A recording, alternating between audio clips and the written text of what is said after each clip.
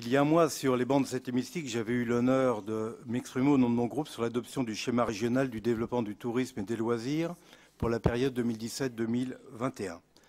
À cette occasion, j'avais dit l'ambition qui était la nôtre d'accompagner les acteurs du tourisme dans leur modernisation et leur transition numérique et d'accompagner la diversification tant thématique que géographique du secteur afin de proposer toujours plus, toujours mieux aux touristes du monde entier et donner la pleine mesure sur la destination Paris-Île-de-France.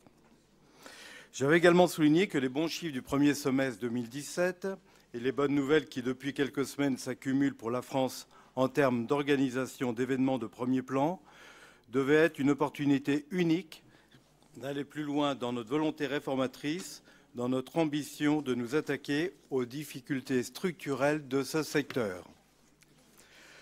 Alors que le gouvernement a décidé de ne pas reconduire son plan de relance du secteur touristique en 2018, considérant à tort que le secteur pouvait dorénavant se passer de son soutien, la région, elle, a décidé de ne pas saper les bases d'une reprise durable et d'une transformation structurelle du secteur.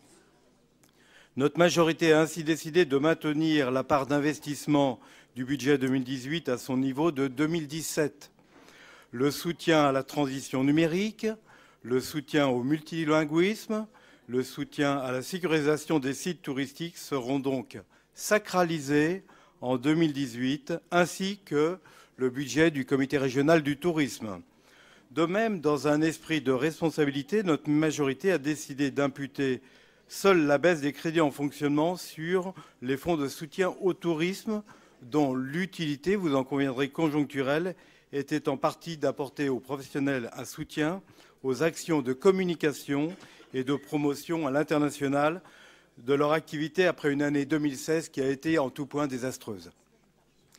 Je ne doute pas, mes chers collègues, que tous ici admettront que la succession d'attributions de rendez-vous mondiaux à la France, de la Ryder Cup en 2018 aux Jeux Olympiques de 2024, en passant par la Coupe du Monde en 2023, rendent ce soutien moins nécessaire et moins pertinent.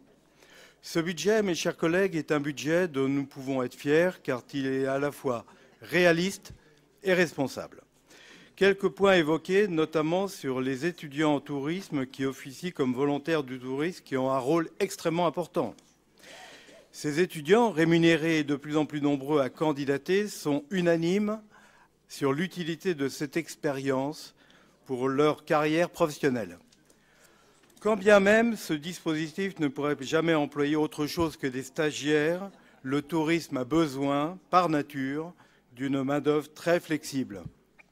Heureusement pour nous, ces jeunes n'ont que faire de postures politiques. Ils n'y voient dans cette expérience que leurs intérêts, et ils ont bien raison. J'entends également certains, dans l'opposition, nous donner des leçons de conversion écologique et sociale du tourisme. Mis à part le fait que ces slogans ne recoupent aucune réalité tangible, il conviendrait tout de même de préciser que le tourisme est un marché qui est respectueux par nature de son environnement. Quel tourisme culturel pourrait exister sans le respect du patrimoine local et national ? Quel tourisme vert et récréatif pourrait exister sans préservation de son patrimoine naturel et rural ? Il est également utile de préciser qu'il n'existe pas plus inclusif qu'un emploi rémunéré. Et le tourisme emploie des centaines de millions de personnes en France, draine et fait vivre des territoires entiers, permet la restauration de monuments, maintient un lien humain dans des villages qui seraient sinon laissés à l'abandon. Si l'opposition accorde tellement d'importance à la conversion écologique et sociale du tourisme, je l'invite à voter ce budget qui participera à développer le tourisme, à générer plus de richesses dont profiteront des territoires entiers et surtout à laisser de côté les slogans.